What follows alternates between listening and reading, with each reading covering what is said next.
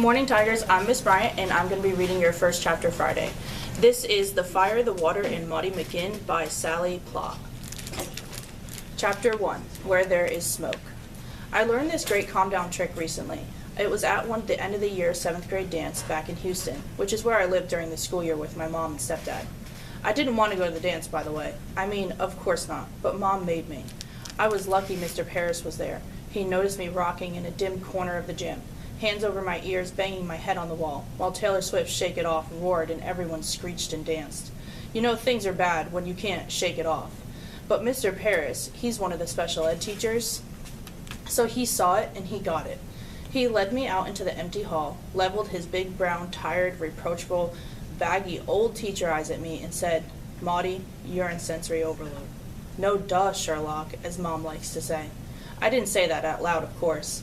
I would never talk rude to Mr. Paris. I'm not that kind of person. But anyhow, that's when he taught me the trick. Mr. Paris grabbed a piece of paper off the deserted entry table and offered me a chair. Here's what you do, Maudie. I want you to write down what you're feeling from all 5 of your senses. See how many you can list, and don't forget to breathe, deep and slow. When I started writing, a whole avalanche of stuff poured out of the pen. There's this theory of autism called the intense world theory. It basically says that the world feels different to us. A deluge of sensory stuff. Everything's too loud, too bright, too prickly, too much. Intense world theory makes it a lot of sense to me because I always feel like I'm drowning in sounds, smells, and visual flashes, churning of waves of too muchness. Back at that school dance, the calm-down trick of cataloging all the too muchness helped. I was able to make some sense of the sensory overload. But I have to say it now. That noisy dance, it was nothing. It was a flea of nothing. Utterly nothing at all compared to the too muchness of right now. Because right now, I'm sitting in an emergency shelter.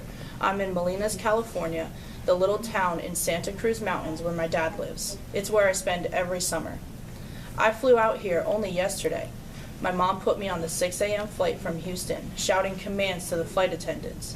"She looks more capable than she is. You have to watch her," while I squirmed with embarrassment. It was hard to become a capable person when your mom is always reminding the world that you're not. And it was only yesterday afternoon when Dad picked me up at the San Jose, California airport. He was standing by our usual pillar, waiting, arms crossed, shaggy hair, rumpled flannel shirt, blue eyes twinkling as ever. "Hey, Mouse," he said, pushing off the pillar and taking my roller suitcase and backpack. "I missed you." We exchanged a smile and a warm glance. "Truck's this way." Dad likes me. Doesn't talk too much. I've never talked much, as a rule, but this past year I've gone really silent. See, I have this secret I'm supposed to keep. Now it feels like I've swallowed a burning lump and I'm trying to keep it locked away, like behind a tiny door in my chest. But when I speak, sometimes I can feel that door rattling. I know I need to someday get to the point where I can talk about the things that are too hard to think about, even though I've promised not to, if that makes any sense. Anyway, I always spend the summers in Molinas with my dad. That's the rule. School years with Mom, and now also Ron, in Houston, and summers with Dad in Molinas in the mountains in the cabin that he built himself. I wait all year for this, for summer with Dad in the cabin. It's the one place in the world I feel totally, completely at peace. Yesterday, I got off that plane feeling such sweet relief. The burning lump felt non-existent. I felt safe. Safe. Ha. Now everything is upside down and dark, and all thoughts of peaceful summer with Dad have turned into ashes. I'm not using a metaphor here. I'm talking about actual physical ashes. Have a great day, Tigers. Roar. Good morning, Tigers, and now for your Tiger updates. Second quarter interims are available today. Next week is Thanksgiving break. There will be no school. We hope everyone enjoys their time off. Have a great day, Tigers. Roar. Good morning, Tigers, and now for your Tiger birthdays. Today's birthdays are Quintino Baker, Kendall Cooper, and Gabriel Jordan. This weekend, Dana DeLon Morehouse and Hudson Squires.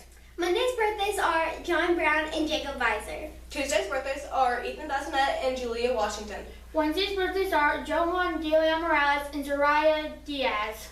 Friday's birthdays are Charlie Hughes, Cameron King Johnson, Sophie McDaniel, Lariah Miller, and Ariel Walker.